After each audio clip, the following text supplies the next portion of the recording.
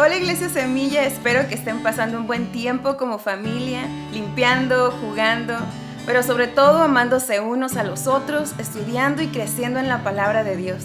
Ahora que estamos juntos, hagamos que los siguientes minutos sean los mejores de la semana, disponiendo nuestra voluntad y nuestro corazón a pasar tiempo como familia Semilla en Dios. Ya que estás ahí con tu familia, ¿por qué no la tomas de la mano, cierras tus ojos y me acompañas a orar? Señor, te damos muchas gracias por las bendiciones que vienen a través de ti, Señor. Gracias porque podemos estar juntos un domingo más escuchando tu palabra y sabiendo que podemos confiar en ti, pase lo que pase a nuestro alrededor. Gracias por tu amor, por tu fidelidad y porque tú eres un Dios grande y poderoso. Ayúdanos a que esta predicación y este tiempo de adoración sea un tiempo que nos beneficie y que sea de provecho para nosotros. Pero sobre todo, Señor, que sea para glorificar tu nombre. En el nombre de Jesús, amén.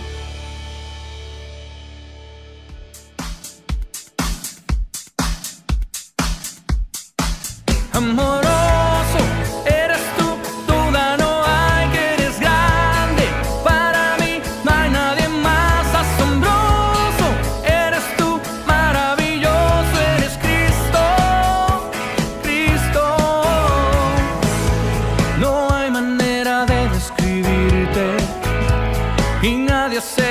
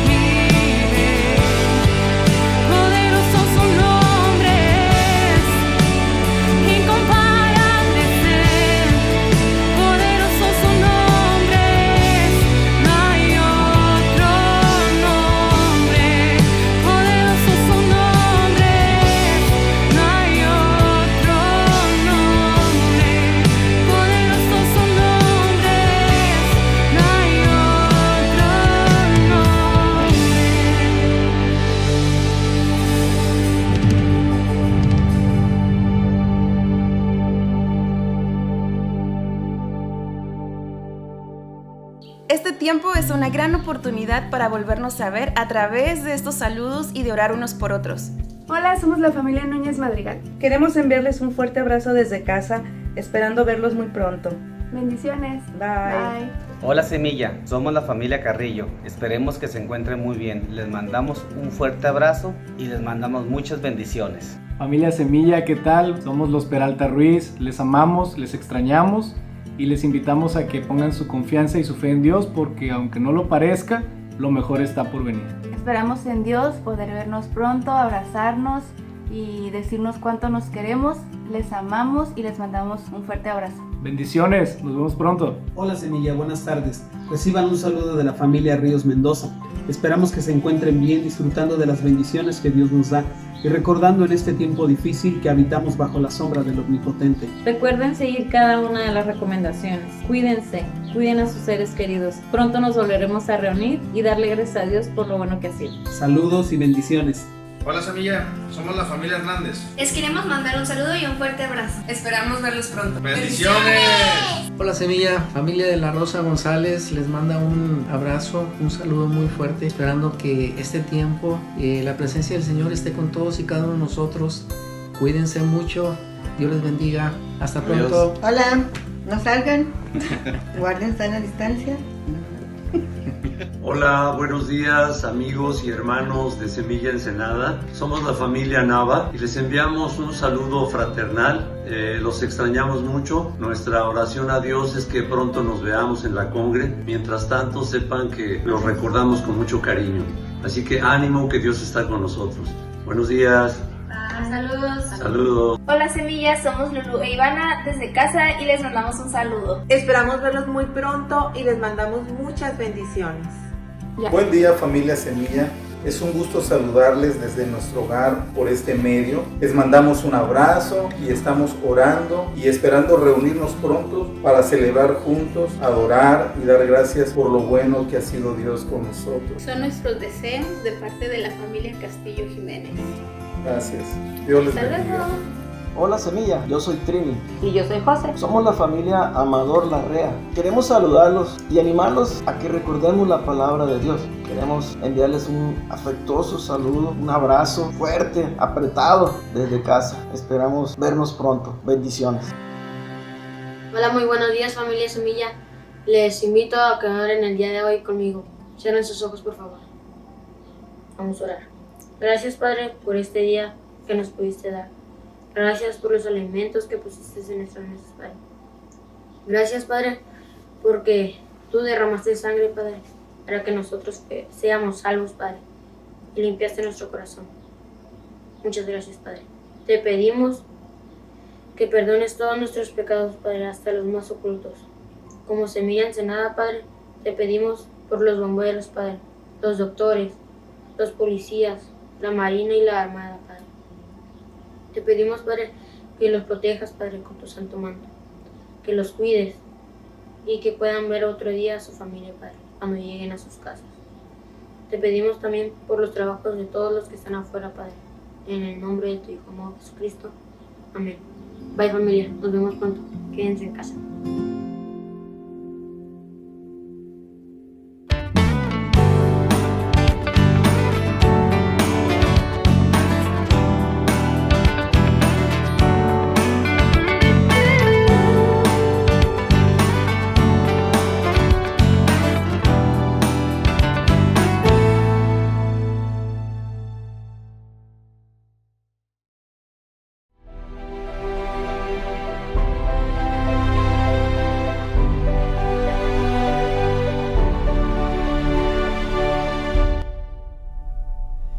יש פרק אחד בתוך הספר הזה, שבעצם היו מקריאים אותו בבתי הכנסת בעבר, ואז הרבנים החליטו להוציא את זה מההפטרה.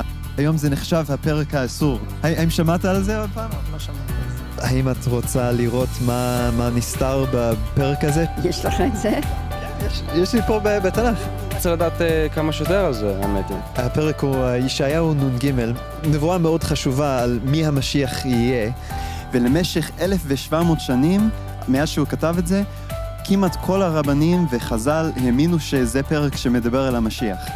בעצם גם בתלמוד, בסנהדרין צ"ח, גם ילקוט שמעוני, הזוהר, הרמב"ם, האמינו שהפרק הזה מדבר על המשיח. אז עכשיו אנחנו מגיעים לקטע הכי כיפי, שאנחנו נקרא כמה קטעים מאותו פרק ונראה על מה זה מדבר. זה וחדל אישים, איש מכאובות וידוע חולי, וכמסתר פנים ממנו נבזה ולא חשבנוהו. הוא היה בזוי ודחוי על ידי בני אדם, איש שידע כאבים ומחלות. הוא היה כמו אדם שמסתירים ממנו את הפנים, בזוי וחסר ערך בעינינו. שזה מדבר העניין הזה על המשיח. אדם כמו שכתוב בזוי ודחוי על ידי החברה.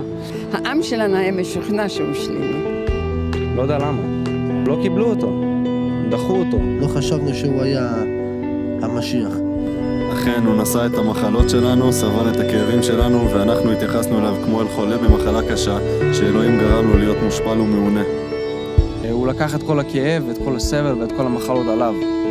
ובכל זאת, דחו אותו. הוא עשה לנו טוב ובעצם נתנו לו רע בחזרה. הוא סובל בגללנו, בגלל כל בעצם העבירות שאנחנו עושים, אז הוא סובל את הכאב הזה. הוא נתן לנו מעצמו, הוא סבל בשבילנו, הוא לקח את המחלות שלנו, את כל החטאים שלנו. מעוצר וממשפט לוקח את דורו, מי ישוחח, כי נגזר מארץ חיים, מפשע עמי, נגע למו. ויתן את רשעים קברו, ואת עשיר במותיו, הלא חמס עשה ולא מרמה בפיו. בפסוק 12 כתוב, תחת אשר הערה למוות נפשו. מה התוצאה של הסבל שלו בסופו של דבר? הוא מת. הוא מת. הוא ימות. עם עשירים. איזה כיף. אני גם רוצה. אז קיצר ישימו אותו על דברים שהוא לא עשה, וקיבל על זה. מעניין. הוא מת, אבל לא מוות עם כבוד. קודם כל, האם זה משהו ששמעת על המשיח, שכל הדברים האלה אמורים לקרות לו? לא. זה לא. יש גם את התיאור הזה, לא רק בפסוקים אלה, אבל גם בסחריה, בדניאל, במקומות אחרים, וגם הרבנים העתיקים הבינו שהמשיח אמור לסבול. אבל הוא נפצע בגלל הפשעים שלנו, בגלל החטאים שלנו, הוא הושפל, נענש כדי שלנו יהיה שלום, בזכות הפצע שלו נרפאנו. כולנו עבדנו כמו צאן, כל אחד מאיתנו פנה לדרכו, אבל אדוני הטיל עליו את האחריות על החטאים של כולנו. הבנתי, על פי הפסוקים, כאילו הוא יספוג את החולי והרוע שלנו, וזה ירפא אותנו, והוא בעצם יהיה בן אדם שנענש, שהוא ייקח על עצמו את כל אוקיי. ייקח את כל העוונות שלנו, ואת כל המכאובים, ואת כל מה שעברנו. הוא לקח על עצמו את הכל. שכל החטאים וכל הדברים הרעים וכל העונש הכבד, אלוהים כאילו הכניס את זה באדם אחד. אלוהים נתן לנו בתנ"ך תיאור מאוד ספציפית של מי המשיח יהיה כדי שנזהה אותו ולא נפספס אותו. וכמובן זה מאוד קריטי שנדע מיהו הבן אדם הזה, כי בלעדיו אין לנו את הכפרה והסליחה כדי שהוא ייקח את החטאים שלנו. אחרי שהוא ימות הוא יקום לתחייה, ואז כתוב כשגויים רבים יקבלו אותו והם יכירו את אלוהי ישראל בגללו. אז עכשיו, מהתיאורים הללו, מהתנ"ך, יש מישהו בהיסטוריה שהגשים את הדברים האלה? אני לא יודעת. לא, אני לא ידוע. לך ידוע? יש מישהו שהגשים את זה? לא שאני חושב, יכול להיות שיש ותגיד לי עכשיו, אני אגיד לו כן, אבל עכשיו לא עולה לי לראש. ישו. שמע, שוב אני חייב להזכיר שאני לא מאמין בזה בכלל, אבל לפי הסיפורים וכל מה ששמעתי, כן, זה מתאים לישוע. עשו ממנו איש קטן על איש גדול, שהוא בעצם כן עשה מעשים טובים, והוציאו אותו בדיוק ההפך.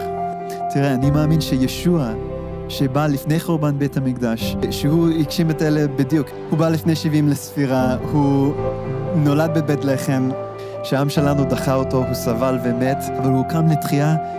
היו 500 אנשים יהודים שראו אותו חי אחרי שהוא מת, והם כתבו עליו, וגם כמובן הגויים קיבלו אותו אפילו מיליארדים, והמשיח אמר, אני אקח את זה על עצמי, כל הסבל והעונש שהיה מגיע לכם, אני אקח את זה על עצמי. לא נראה לי ששמעתי את הדברים האלה בגלל שהנושא מגיע לישו, כבר יש כזה מחסום, שלא רוצים אפילו לחשוב על זה, לא רוצים לפתוח את הראש, להיות, באמת, להביא לזה מחשבה קצת.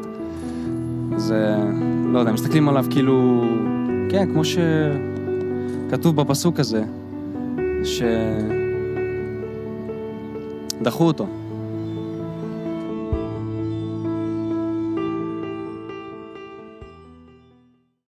Familia Semilla, buenos días, ¿cómo estás? Un domingo más en este formato en línea. Espero que todos estén bien, que durante esta semana de aislamiento, ya pues prácticamente para algunos la tercera, para otros la segunda semana, pues que estés de alguna forma disfrutando tiempo ahí en familia, en casa, y también preguntando por los demás cómo están, dándote un tiempo para hacer algunas llamaditas, enviar unos correos, saludar a nuestra familia en la fe que extrañamos mucho. Les extrañamos de verdad, como no tienes idea, cómo anhelamos y deseamos estar otra vez en nuestro auditorio, juntos para alabar y adorar al Señor. En esta mañana, pues una mañana muy particular, porque estamos recordando la resurrección de nuestro Señor Jesucristo y los eventos en torno a este día. El día viernes, por ejemplo, el día que recordamos su muerte, su crucifixión, pero hoy que se levanta triunfante sobre la muerte para darnos vida eterna. Así que no podemos menos que reflexionar en ello. Te invito a que ahí donde estás en tu casa, detrás de tu televisor o de tu computadora, o quizás escuchando esto en tu teléfono, tomes un tiempo y vamos a orar, vamos a poner esta palabra en manos del Señor para que sea su Espíritu Santo quien traiga revelación a nuestra vida y a nuestro corazón, y que podamos no solamente disfrutarla, sino que baje a lo profundo de nuestro ser y que nos alimente, que nos nutra, porque no solamente de pan vive el hombre, sino de toda palabra que sale de la boca de Dios. Padre, te damos muchísimas gracias en esta mañana. Gracias por darnos esta oportunidad de estar, pues si no juntos, sí en unidad, la unidad que tu Espíritu Santo provee, porque somos un solo cuerpo donde quiera que estamos.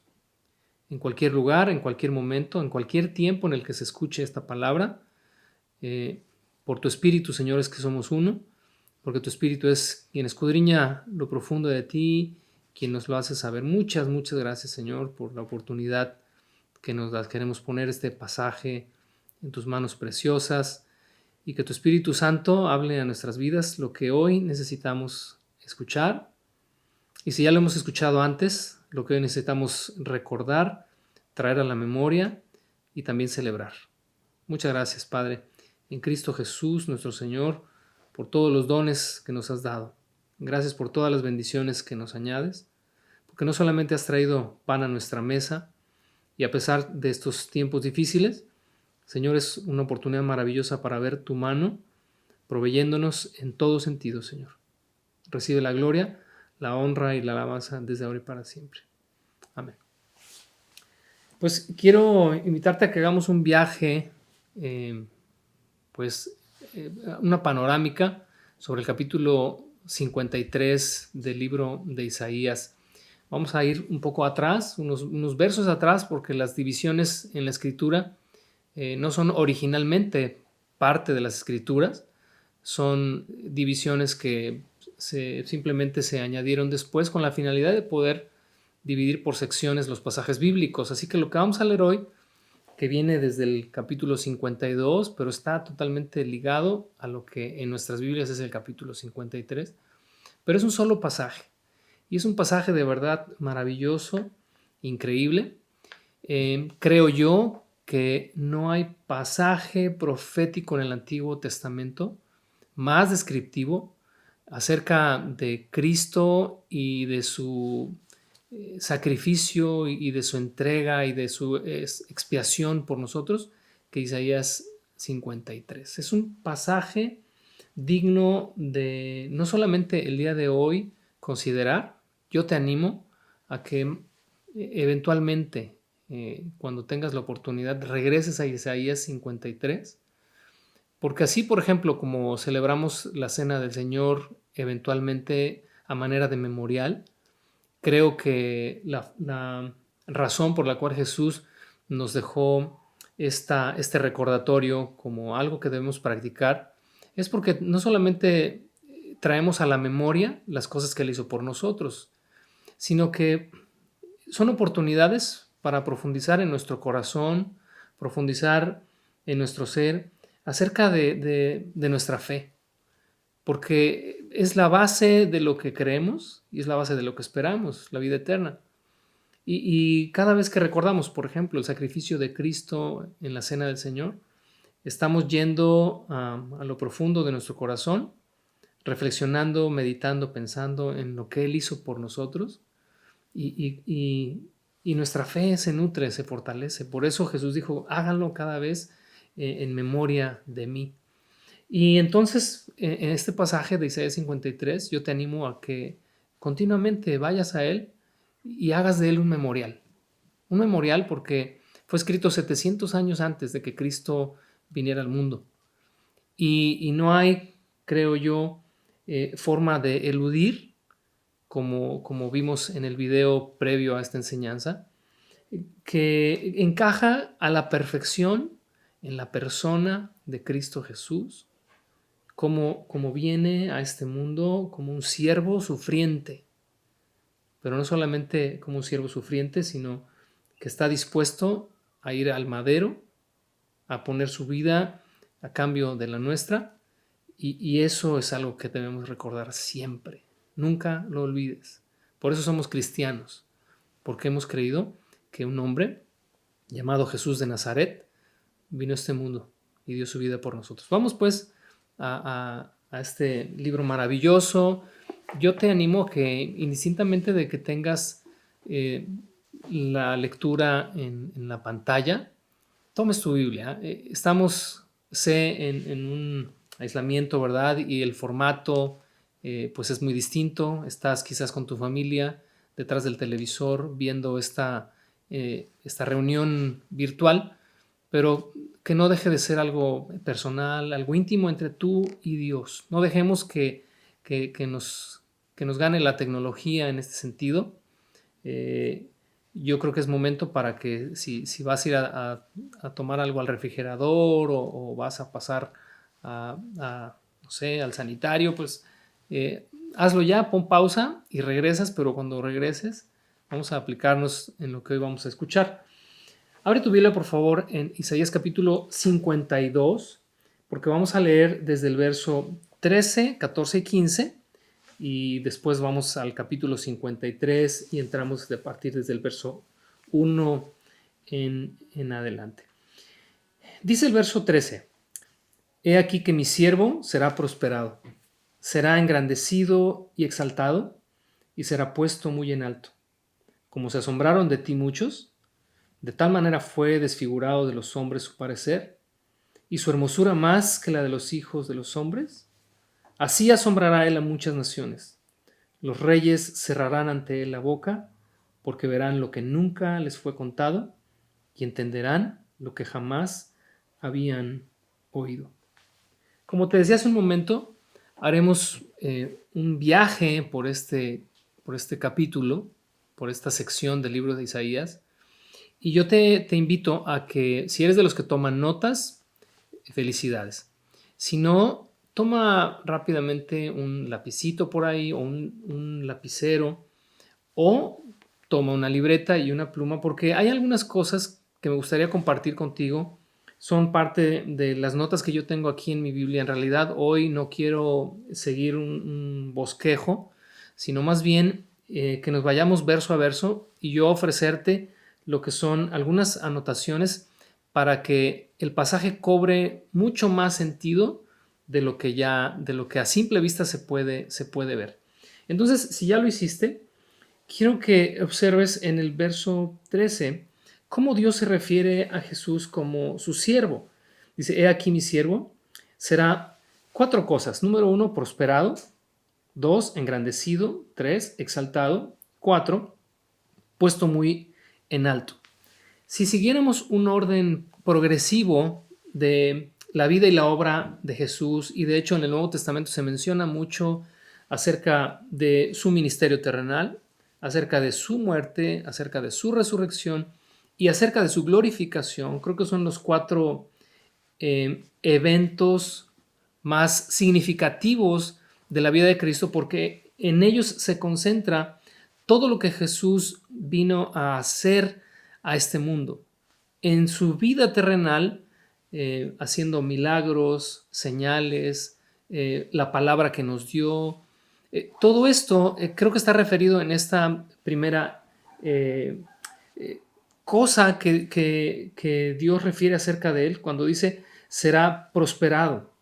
Y creo que aquí está referida precisamente su misión, vida y obra, porque todo lo que Jesús hizo mientras estuvo en este mundo fue prosperado, porque el Espíritu del Señor estaba sobre él, y todo lo que Jesús hizo, todo lo que dijo, tuvo un sentido, un propósito en Dios, porque estaba dirigido nada más y nada menos por el mismo Espíritu Santo. Luego dice que será engrandecido. Creo es una referencia a su muerte. En el verso 12 del capítulo 53, me voy a adelantar un poquito solamente, dice Dios, por tanto yo le daré parte con los grandes y con los fuertes repartirá despojos, por cuanto derramó su vida hasta la muerte y fue contado con los pecadores, habiendo él llevado el pecado de muchos y orado por los transgresores. Su muerte, que pareciera a ojos del mundo algo inútil, algo sin sentido alguno, porque pues Jesús no es lo mismo para todos. Para nosotros, como dice la Escritura, para nosotros Él es precioso, es para nosotros el amor de nuestra vida, es nuestro Salvador, pero no lo es para el resto de la humanidad.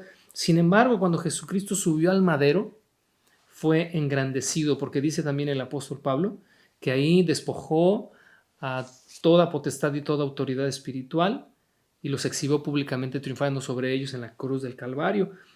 Esto que para muchos es locura, el mensaje de la cruz, para nosotros es el momento en el que Dios engrandece a su Hijo Jesucristo. Y luego dice que también será exaltado, y exaltado es levantado. Puede ser esta una alusión y una referencia al día de su resurrección, que es precisamente lo que estamos celebrando hoy. Y finalmente ahí en el verso 13 dice, será puesto muy en alto.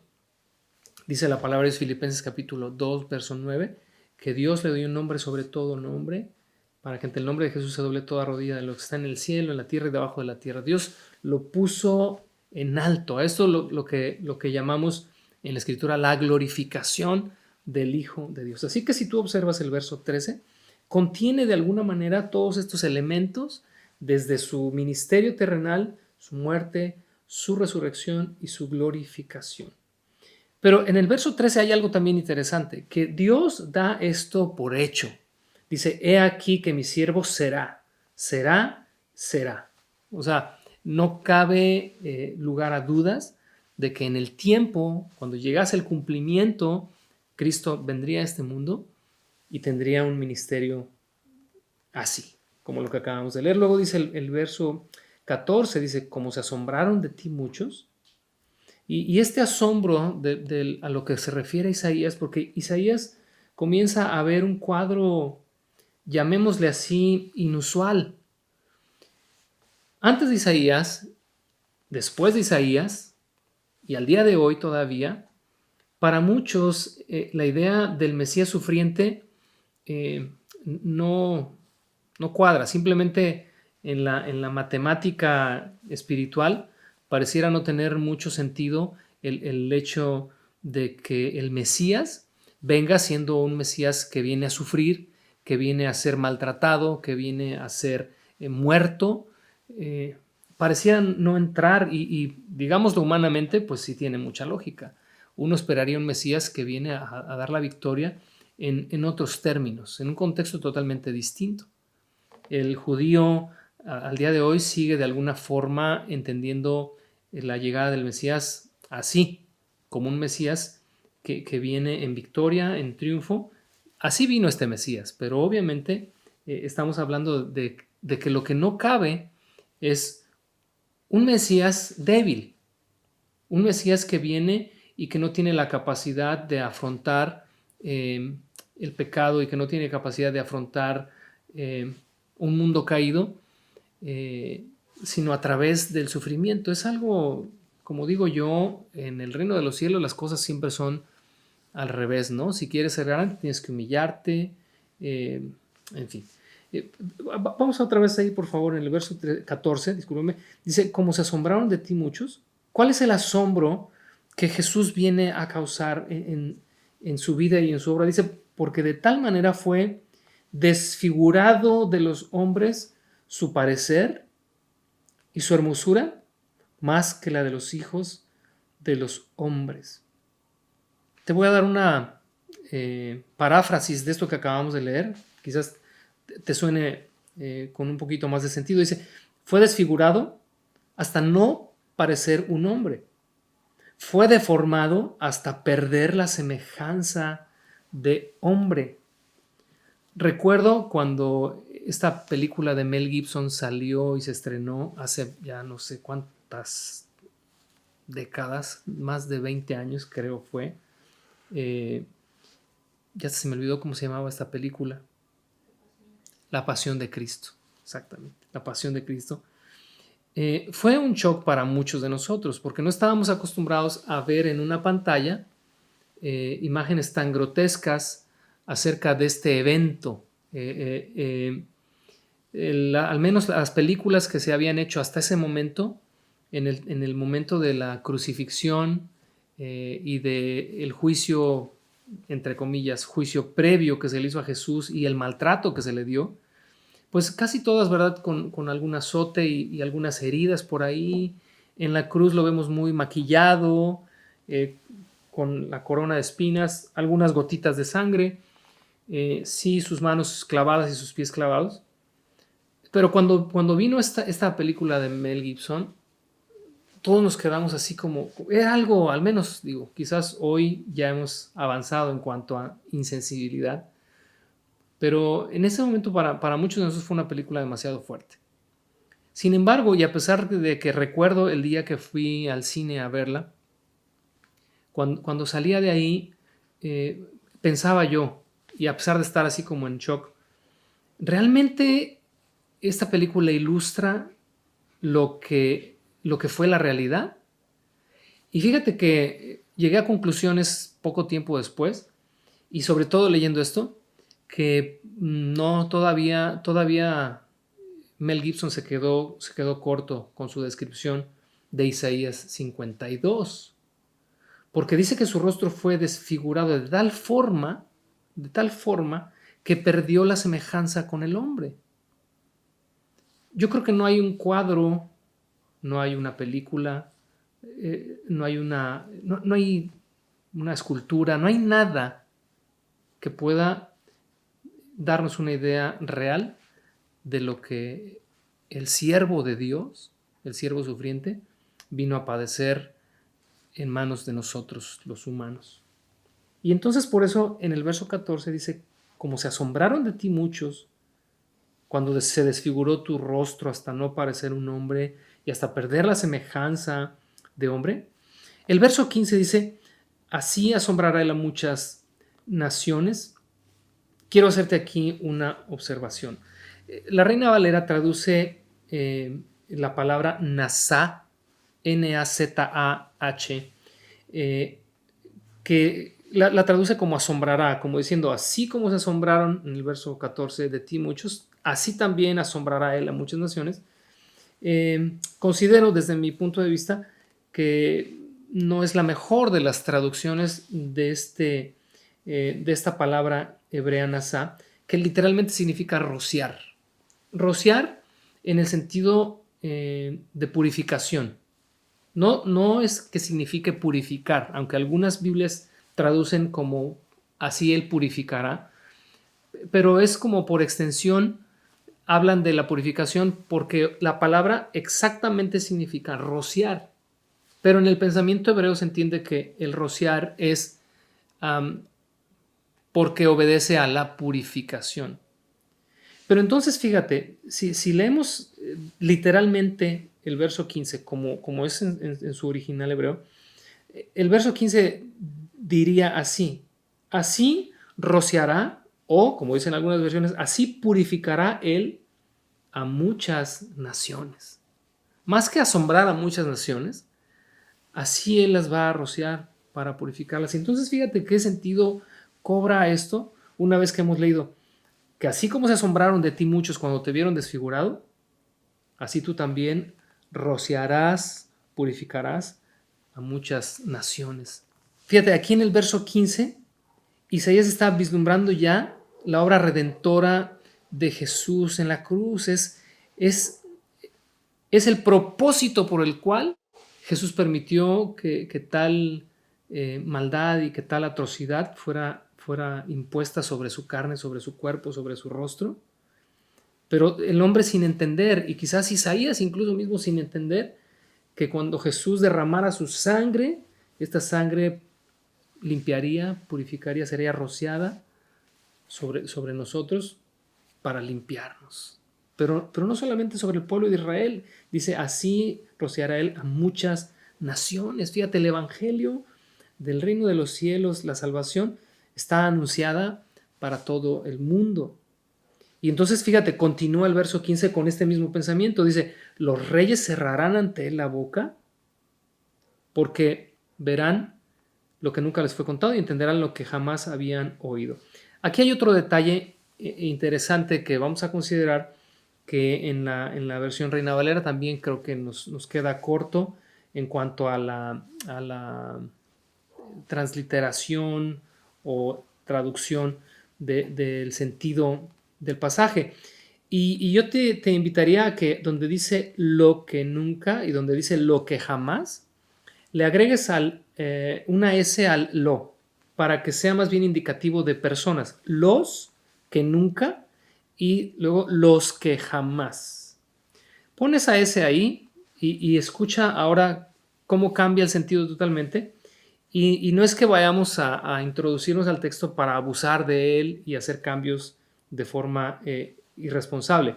Te voy a dar ahorita el pasaje donde el apóstol Pablo cita este versículo y lo cita con los, para referirse no a algo que sucede, sino a personas. Dice la mitad del verso 15, los reyes cerrarán ante él la boca porque verán los que nunca les fue contado y entenderán los que jamás habían oído. Acompáñame a Romanos capítulo 15, verso 21, para que veamos cómo cita a Pablo este pasaje y cobra un sentido mucho más amplio del que acabamos de ver en la versión Reina Valera. Voy a leer desde el verso 20, si me lo permites, solamente para tener un poco de contexto. Y dice Romanos 15, 20, y de esta manera me esforcé a predicar el evangelio, no donde Cristo ya hubiese sido nombrado, para no edificar sobre fundamento ajeno, sino como está escrito, aquellos, y fíjate cómo define personas, aquellos a quienes nunca les fue anunciado acerca de él, verán, y los que nunca han oído de él, entenderán. Qué maravilloso es que el capítulo 52 concluya de esta manera. Cuando Dios habla en los versos anteriores, dice, mi siervo será prosperado, será engrandecido, será enaltecido, será puesto muy en alto. Tiene que ver no solamente con la salvación de un pueblo, sino con la redención del resto de las naciones que no pertenecíamos al pacto ni a las promesas. Es impresionante que habla de esta cerrar de boca para los reyes. Dice, porque aquellos que nunca vieron, aquellos que nunca entendieron, van a escuchar y van a entender. Es una referencia a ti y a mí, pueblo gentil, que no teníamos ni la menor idea de estas cosas. Y no me refiero al tiempo presente, me refiero a que hasta hace 2000 años, todo esto que hoy para nosotros es finalmente el centro de nuestra existencia, para ellos ya era un tema viejo. Es decir, los judíos esperan al Mesías desde Abraham y pasan los siglos y luego los profetas, etcétera, etcétera.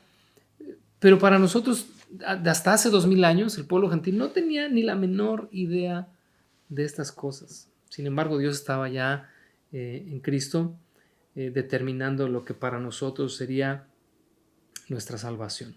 Vámonos al capítulo 53, por favor, y comienza Isaías haciendo estas preguntas que parecen preguntas retóricas. ¿Quién ha creído a nuestro anuncio y sobre quién se ha manifestado el brazo de Jehová? Y cuando dice quién ha creído a nuestro anuncio, es como si dijera, ¿quién va a creer que todo esto sería así? Te decía hace un momento, conciliar la idea de un siervo sufriente o de un Mesías sufriente con un Mesías victorioso, pues es difícil en la mente, sobre todo en el pensamiento del pueblo de Israel. Y la pregunta que hace Isaías pues tiene todo el sentido. ¿Quién se va a imaginar que a través de esta forma Dios traería la salvación? ¿Sobre quién se va a manifestar o se ha manifestado el brazo poderoso de Dios? Entonces en el verso 2, quiero que observemos verso 2, dice que Cristo o el siervo sufriente dice, subirá cual renuevo delante de él, obviamente delante de Dios, subirá como un renuevo y como una raíz de tierra seca. No hay parecer en él ni hermosura. Le veremos, mas sin atractivo para que le deseemos. Híjole, este verso 2 es impresionante. Y es impresionante por lo siguiente. Cuando dice que subirá como un renuevo delante de él, me hace recordar en el capítulo 11 de Isaías, dice, saldrá una vara del tronco de Isaí y un vástago retoñará de sus raíces.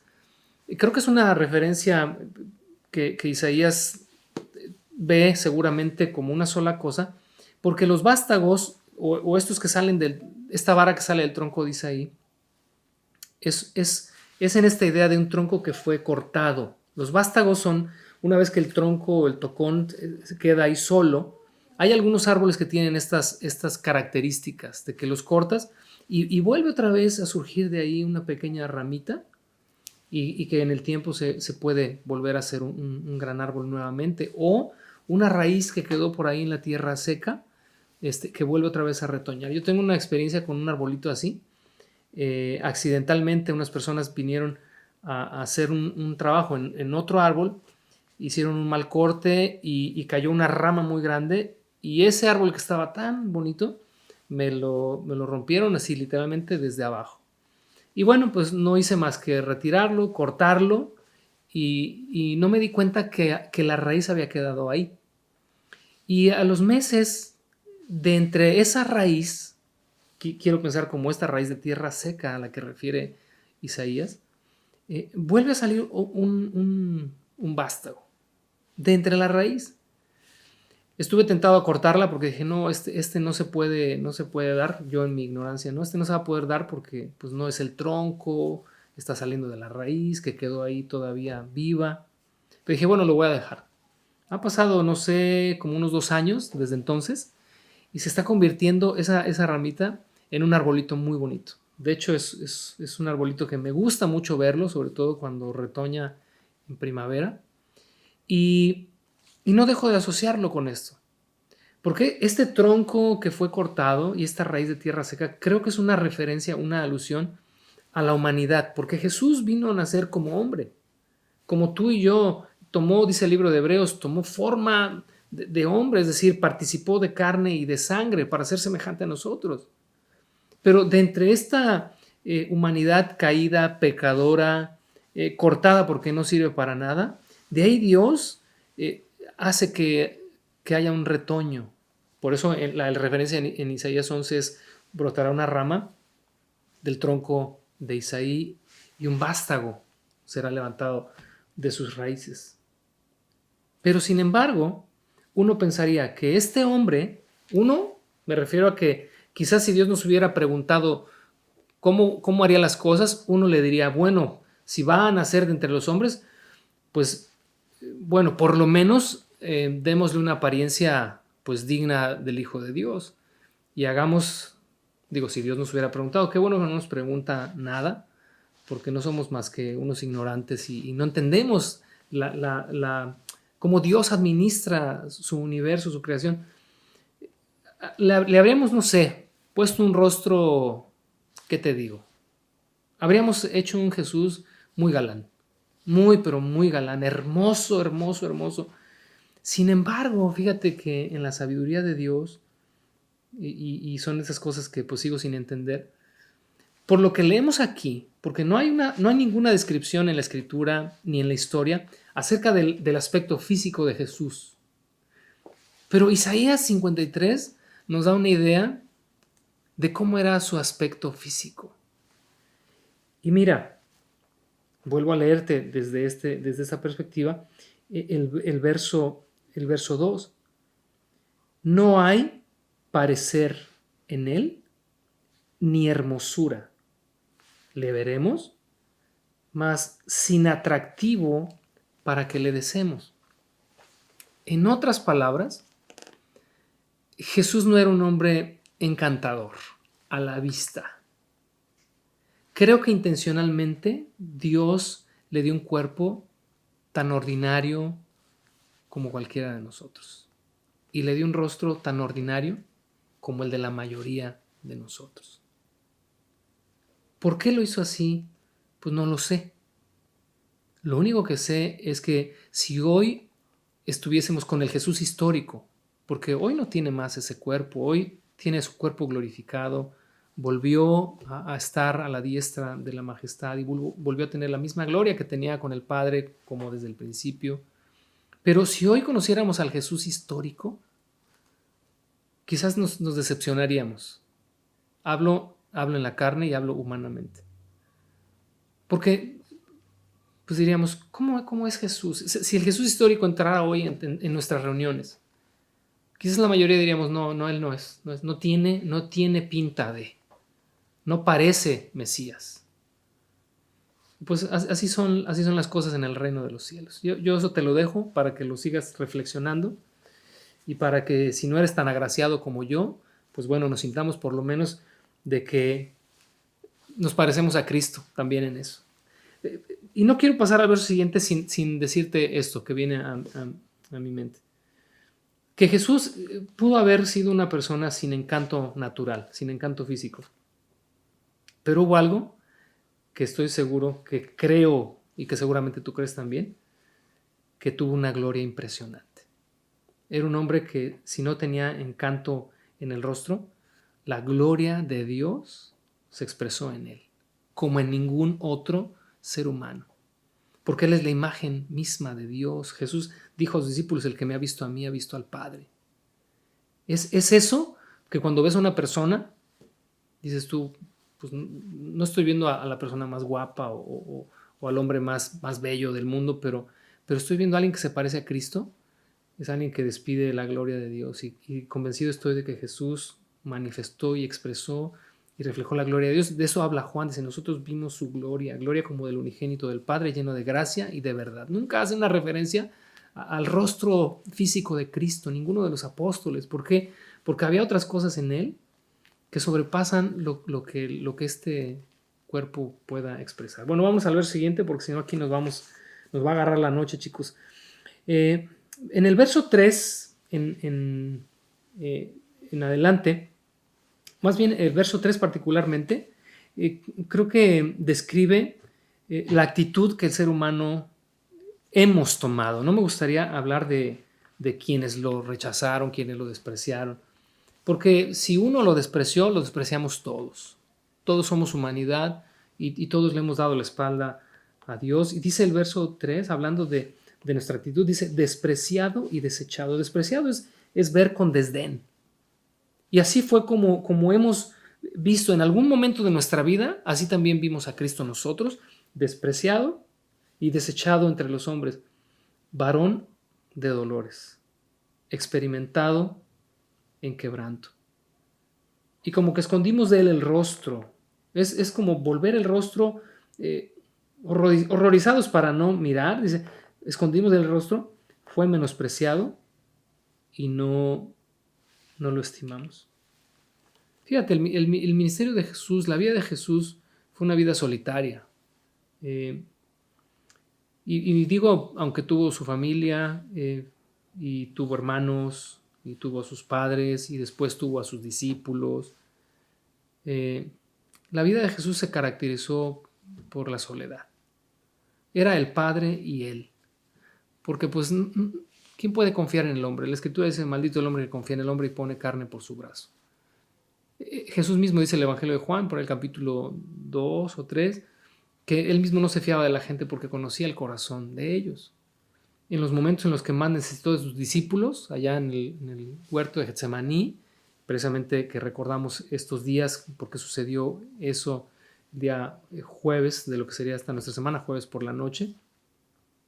Los discípulos, cuando vieron que Él fue arrestado, simplemente huyeron y se fueron. Pedro se animó a la distancia a observar. Despreciado, tenido en poco. Y dice como que escondimos de él el rostro, hicimos como que no vimos, ¿no? ¿Y cómo describe eso nuestra actitud? ¿O cómo ha descrito esto la actitud que tuvimos en algún tiempo hacia aquel que lo único que vino a hacer fue dar su vida por nosotros? Pero vamos al verso siguiente, por favor. Verso 4, y antes de leer el verso 4 en adelante, quiero hacerte unas observaciones, particularmente de los versos 4 al 6, y quiero que observes, y si estás tomando notas o estás subrayando en tu Biblia, que observes cuántas veces se refiere a nuestras, nosotros, nuestras, nosotros, nuestras. Es una cantidad, en solo 3 versículos, una cantidad considerable de momentos en los que se expresa a través de esto el sacrificio expiatorio de Cristo por nosotros.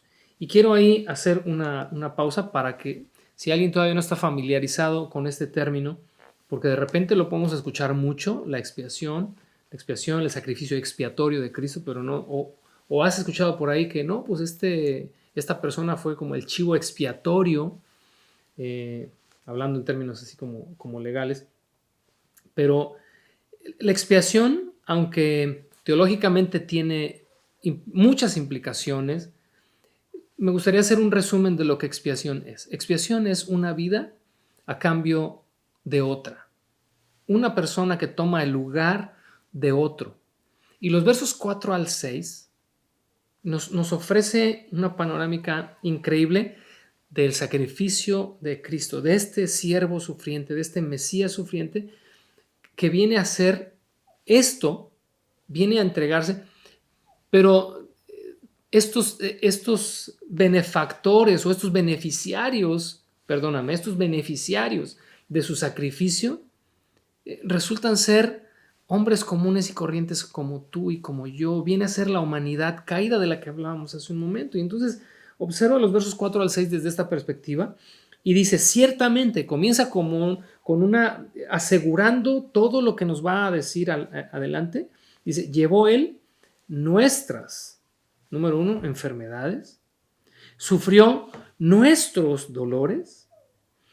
Nosotros, dice, le tuvimos por azotado, por herido de Dios y abatido. Es decir, nosotros consideramos, y cuando está escribiendo Isaías el nosotros, se está incluyendo también entre aquellos que consideraríamos que este Mesías que está en la cruz dando su vida, más bien está ahí porque está siendo castigado por Dios. Fue lo que aquellos que le vieron crucificado decían, bueno, pues decía que Dios era su Padre, pues que baje ahora de la cruz en estos vituperios que tuvo Cristo en el Calvario, pero que los sigue teniendo el día de hoy por una humanidad incrédula, por una humanidad que, como leímos versos atrás, lo desprecia, lo tiene en poco, lo mira con desdén, pero por nosotros dice que fue también tenido por azotado, por herido de Dios y abatido. Pero el verso 5 dice, pero él fue herido, y me encanta, fíjate, que la palabra original es mejolal, que significa clavar. Es impresionante que Isaías, desde esta visión que está teniendo, o esta revelación que está teniendo, pueda ver cuando dice, más él herido fue, más él clavado fue por nuestras rebeliones, molido, aplastado por nuestros pecados. La palabra usada para pecados es agonot, que significa una perversidad retorcida. Es decir, no solamente, pues porque nos equivocamos, Él fue abatido, pues porque nosotros erramos en el blanco. Pues obviamente el sentido de pecado es eso, ¿verdad? Errar en el blanco.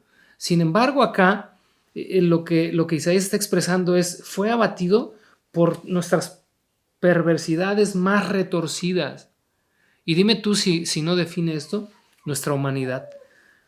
Ahora, el castigo de nuestra paz, dice, fue sobre Él, y por su llaga fuimos nosotros curados.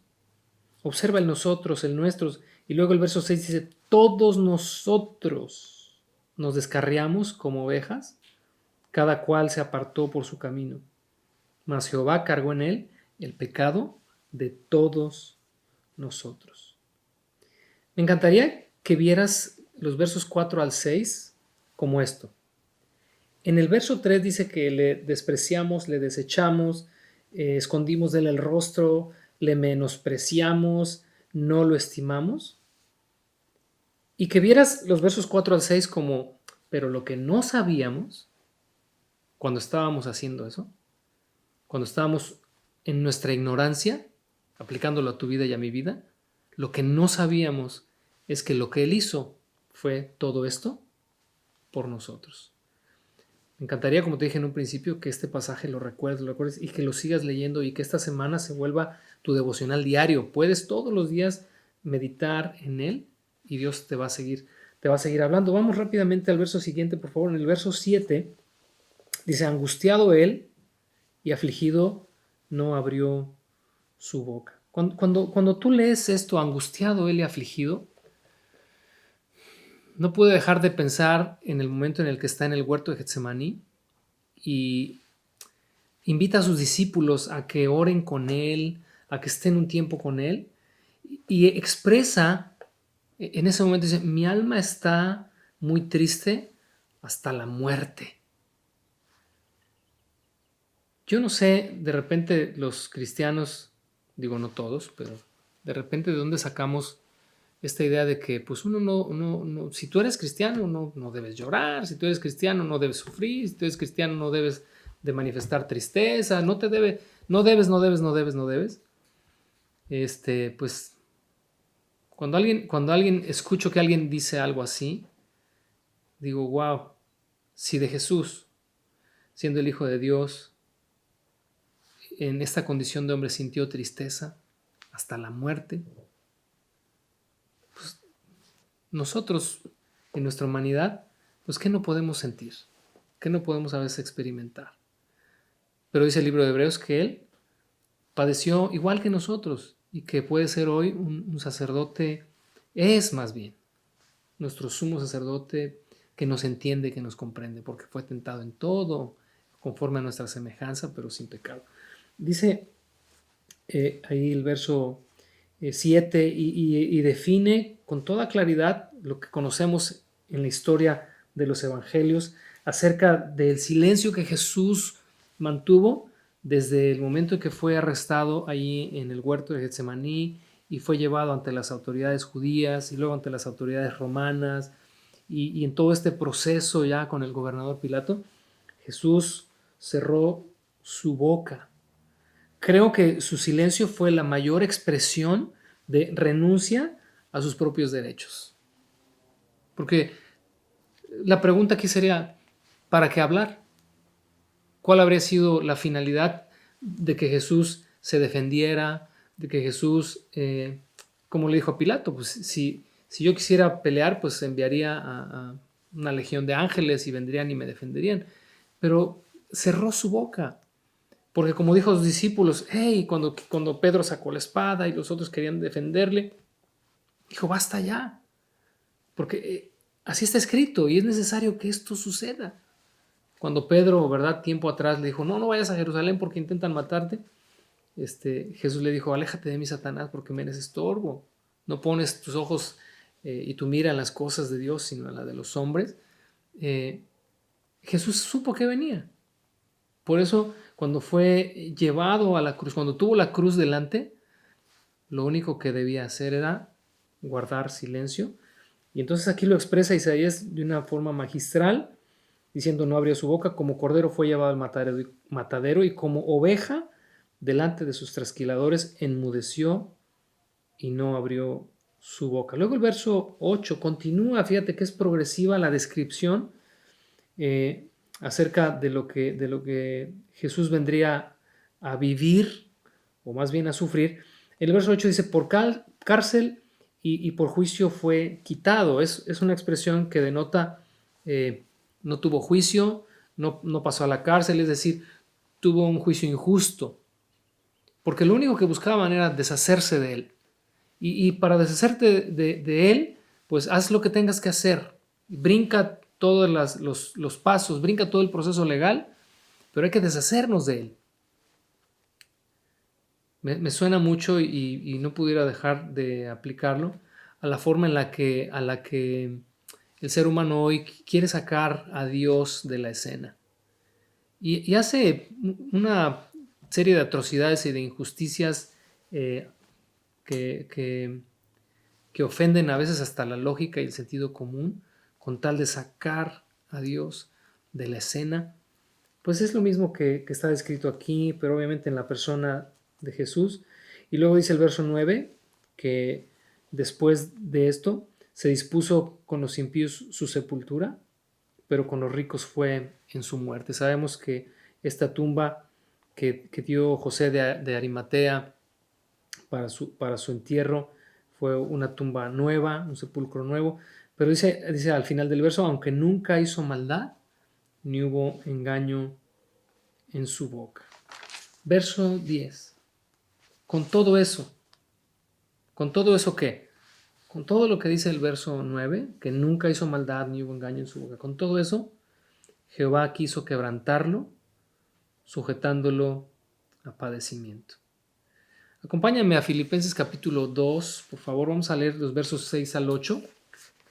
Y el apóstol Pablo habla acerca de esto y dice lo siguiente: haya pues en vosotros este sentir que hubo también en Cristo Jesús, el cual, siendo en forma de Dios, no estimó el ser igual a Dios como cosa a que aferrarse, sino que se despojó a sí mismo, tomando forma de siervo, hecho semejante a los hombres.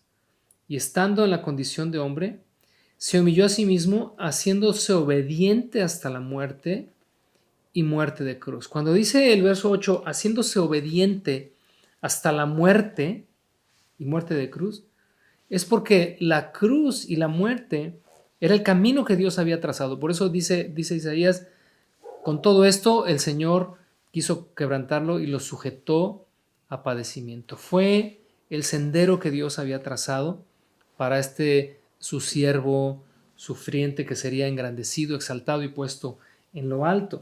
Ahora, el verso 10 de Isaías 53 continúa diciendo: cuando haya puesto su vida en expiación por el pecado, verá linaje, vivirá por largos días, y la voluntad de Jehová será en su mano prosperada.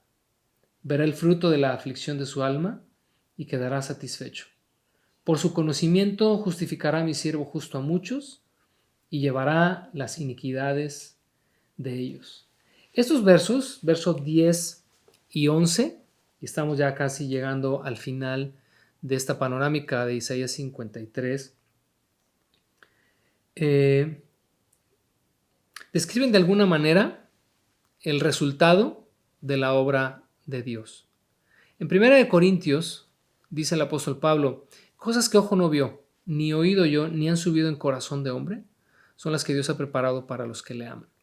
Cuando uno lee ese pasaje, solemos a veces aplicarlo a, pues no sé, algunas cosas que quizás Dios trae a nuestra vida como una revelación nueva, como algo que nunca habíamos escuchado, ya siendo creyentes, y que de repente pues entendemos que es algo nuevo que Dios nos está dando. Y sí, es aplicable, pero en un sentido secundario. Básicamente, el pasaje de 1 Corintios se refiere a la cruz, al siervo de Dios, al Mesías, dando su vida por nosotros. Es más, vamos allá a este pasaje, porque todavía el tiempo nos da un poquito, y vamos a considerar lo que es el contexto de esto que hoy te acabo de decir, de cosas que ojo no vio, ni oído, ni hay subido en el corazón de hombre. Mira, en el verso 18 del capítulo 1 de 1 Corintios dice, porque la palabra de la cruz es locura a los que se pierden, pero a los que se salvan, esto es a nosotros, es poder de Dios. Pues está escrito, destruiré la sabiduría de los sabios, desecharé el entendimiento de los entendidos. Y entonces luego comienza Pablo en una disertación acerca de la sabiduría humana y que no sirve absolutamente para nada en comparación con el Evangelio. Pero dice el verso 22, porque los judíos piden señales, los griegos buscan sabiduría, pero nosotros predicamos a Cristo crucificado. Para los judíos ciertamente esto es un tropezadero y para los gentiles esto es una locura, pero para los llamados, así judíos como griegos, Cristo es poder de Dios y sabiduría de Dios, porque lo insensato de Dios es más sabio que los hombres y lo débil de Dios es más fuerte que los hombres. Me salto hasta el verso 1 del capítulo 2, dice, así que hermanos, cuando fui a ustedes para anunciarles el testimonio de Dios, no fui con excelencia de palabras o de sabiduría, pues me propuse no saber entre ustedes otra cosa sino a Jesucristo y a este crucificado. Y estuve entre ustedes con debilidad y mucho temor y temblor, y ni mi palabra ni mi predicación fue con palabras persuasivas de humana sabiduría, sino con demostración del Espíritu y de poder, para que vuestra fe no esté fundada en la sabiduría de los hombres, sino en el poder de Dios. Quiero que observes cómo viene Pablo desarrollando. Su punto central es el Evangelio de la cruz de Cristo. Es decir, este Mesías que vino a dar su vida en un madero por nosotros y cómo a través de eso Dios decidió salvar a la humanidad. Si Dios, te vuelvo a repetir, nos hubiera preguntado ¿cómo salvaremos la humanidad? Ni tú ni yo se nos habría ocurrido que a través de un hombre dando su vida en una cruz, siendo rechazado, naciendo en un pesebre, viviendo sin dinero, porque como le dijo a sus discípulos, las zorras tienen guaridas, las aves tienen nidos, pero el Hijo del Hombre no tiene ni siquiera dónde recostar su cabeza. Nunca se nos habría ocurrido un plan así. Y entonces fíjate lo que continúa diciendo Pablo ahí en 1 Corintios en el capítulo 2, verso 7, mas hablamos sabiduría de Dios en misterio. La sabiduría oculta, subraya todo esto ahí en tu mente y en tu Biblia, la cual Dios predestinó antes de los siglos para nuestra gloria, la que ninguno de los príncipes de este siglo conoció, porque si la hubieran conocido, nunca habrían crucificado al Señor de gloria. Verso 9, antes bien como está escrito, cosas que ojo no vio, ni oído yo, ni han subido en corazón de hombre, son las que Dios ha preparado para los que le aman.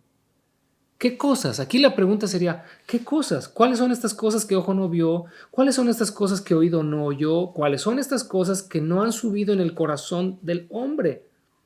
Son las descritas en el capítulo 1, versos 18 al 31. El Cristo crucificado. Esa es la maravilla de la salvación y la maravilla en la forma en la que Dios determinó rescatar a la humanidad. Por eso, regresando a Isaías 53, ahora sí ya para terminar, estos versos que leímos, el verso 10 y 11, es el fruto de la expiación. Quizás, fíjate, si Isaías 53 no tuviera los versos 10, 11 y 12, la profecía se hubiera quedado como, bueno, ok, eso es lo que va a pasar, pero ¿cómo vamos a saber que realmente funcionará?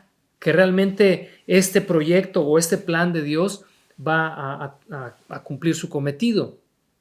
Bueno, en esta visión y en esta revelación de Isaías, no solamente vio lo que Cristo vino a hacer, sino que vio después de ese momento, en los siglos por venir, en el tiempo hasta el día de hoy y hasta que el mundo siga dando vueltas, el fruto del sacrificio de Cristo.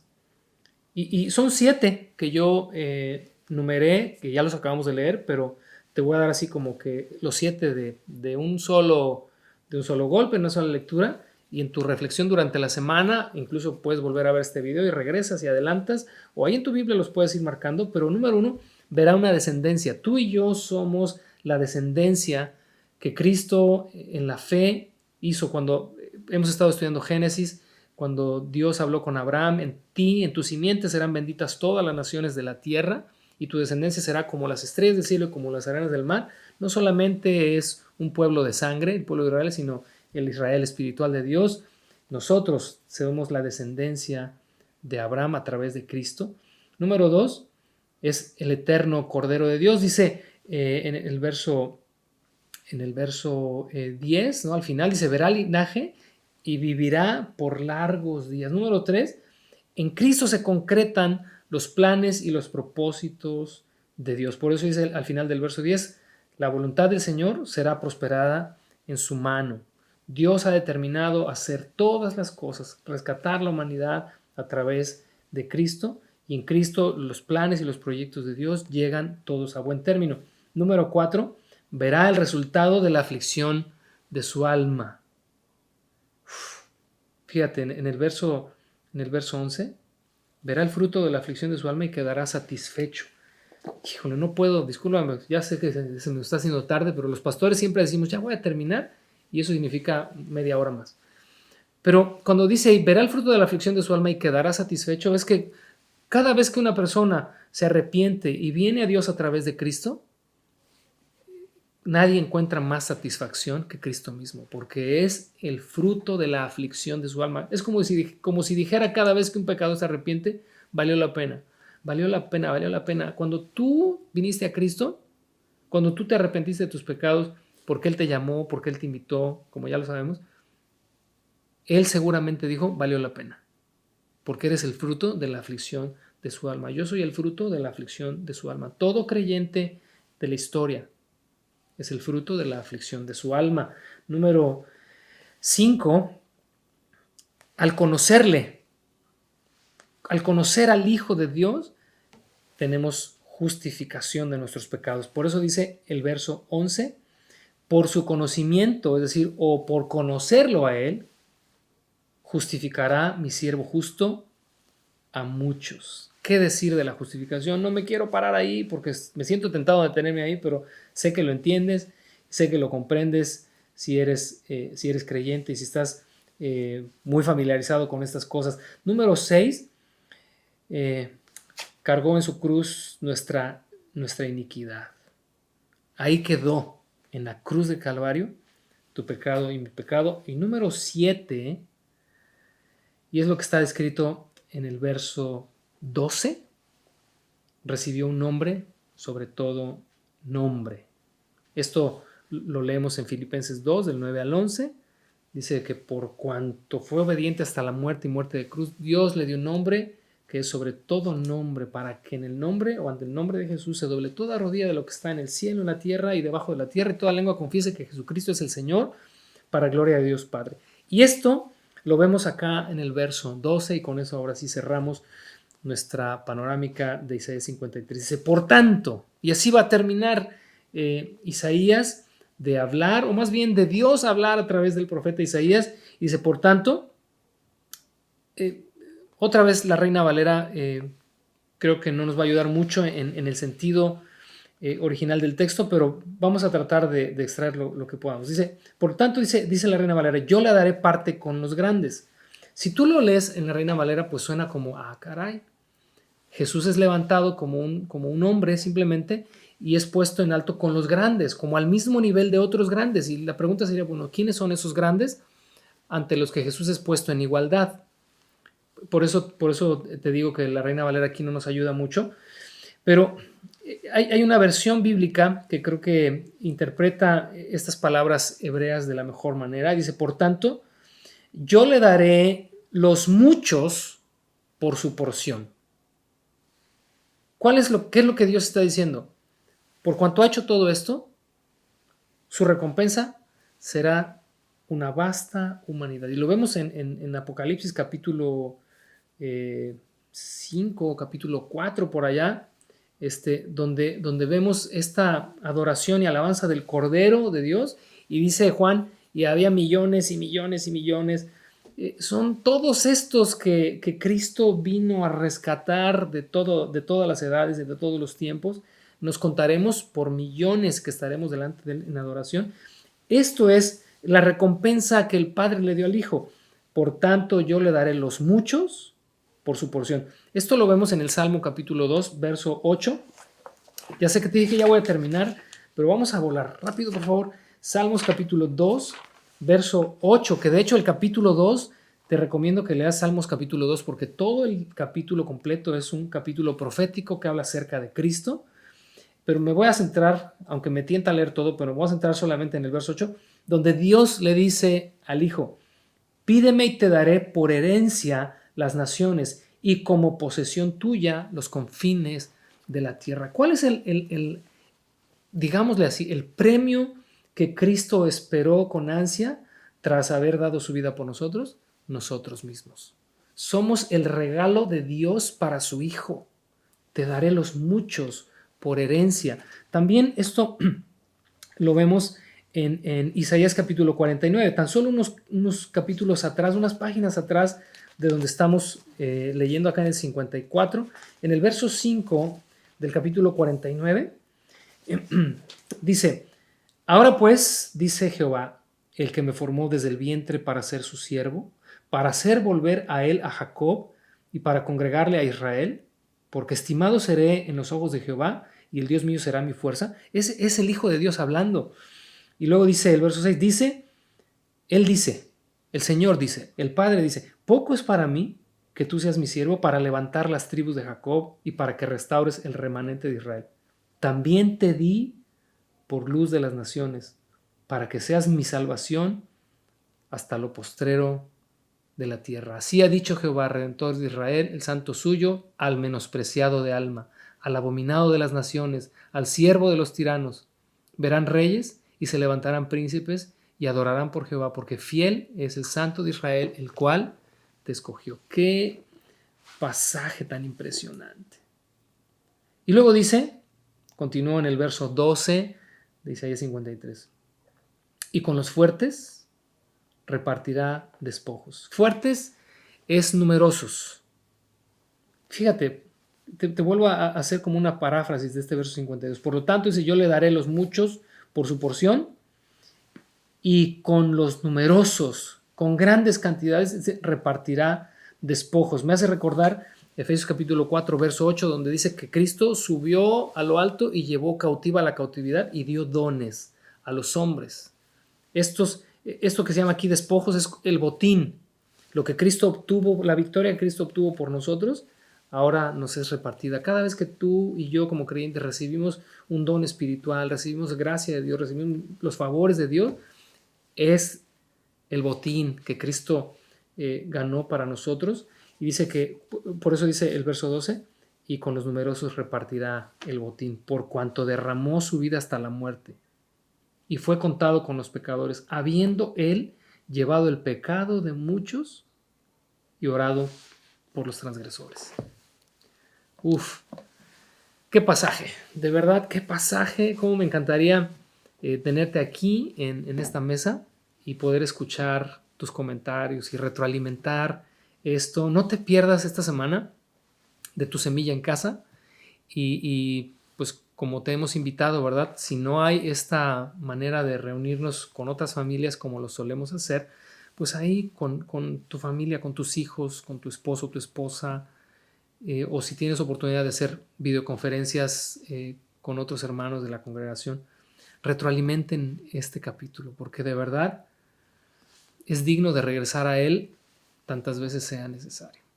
Muchas gracias por haberte tomado el tiempo de escucharme, y yo espero que más bien haya sido Dios quien haya hablado a tu vida, a tu corazón, quien haya traído una convicción mucho más grande y mucho más profunda de la persona de Cristo y de lo que Él vino a hacer en esta cruz por nosotros. Yo sé que hoy celebramos la resurrección y habría sido quizás lo ideal hablar de la resurrección y de lo que la resurrección también significa para nosotros. Lástima que pues no hay tiempo como para hacer ambas cosas, pero pues quise hoy ofrecerte esta panorámica de Isaías 53 confiando en Dios, que es lo que hoy tú necesitas escuchar. Que Dios te bendiga. De verdad, a la distancia te envío un abrazo muy fuerte y no quiero desaprovechar tampoco la oportunidad para darle gracias a todo el equipo de producción que ha hecho posible que esto suceda cada semana. No sabes cuántas horas de trabajo le invierten todos.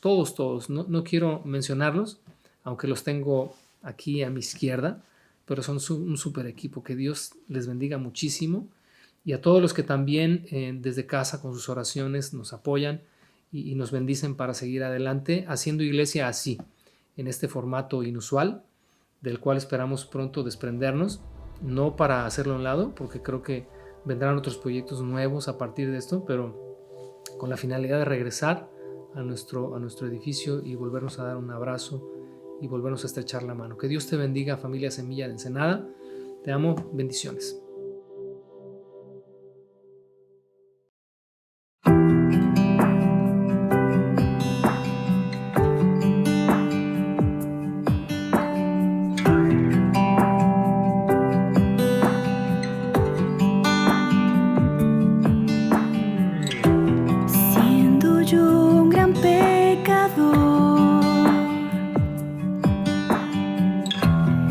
Extraviado en el error,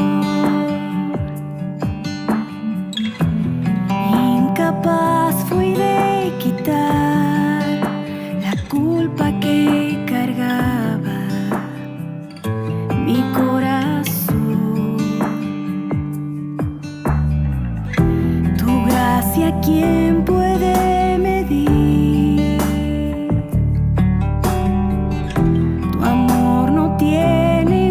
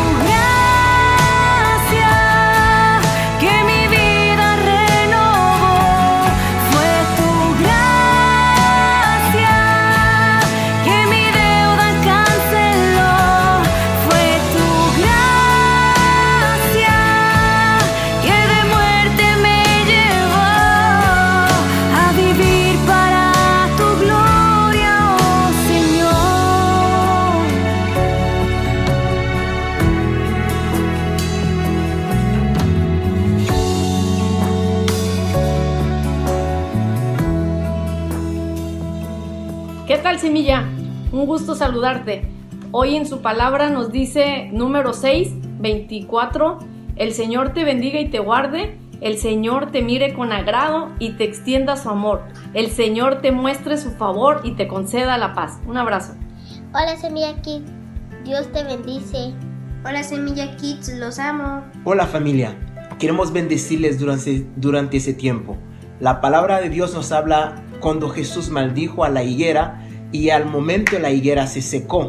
Y entonces nosotros tenemos que entender la razón por la cual que la higuera se secó es porque Jesús había dejado de sostenerla.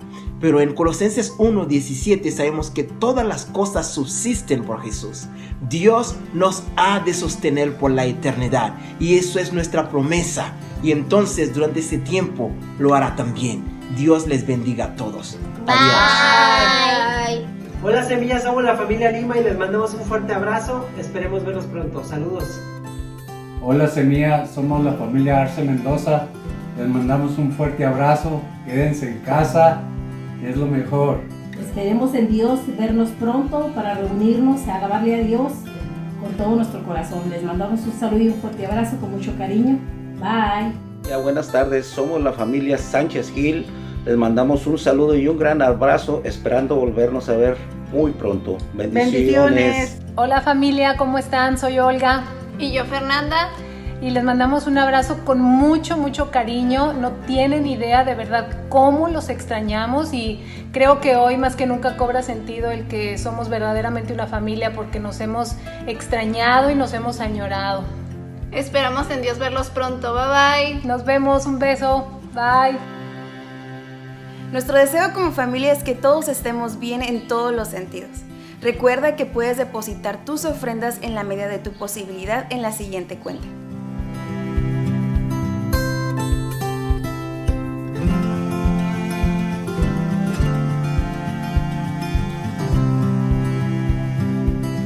Te animo a que descargues la hoja para semillas en casa que está disponible en nuestra página web. Ya sea de manera personal o con tu familia, revisen la lección y profundicen en lo que Dios habló hoy a nuestros corazones esta mañana.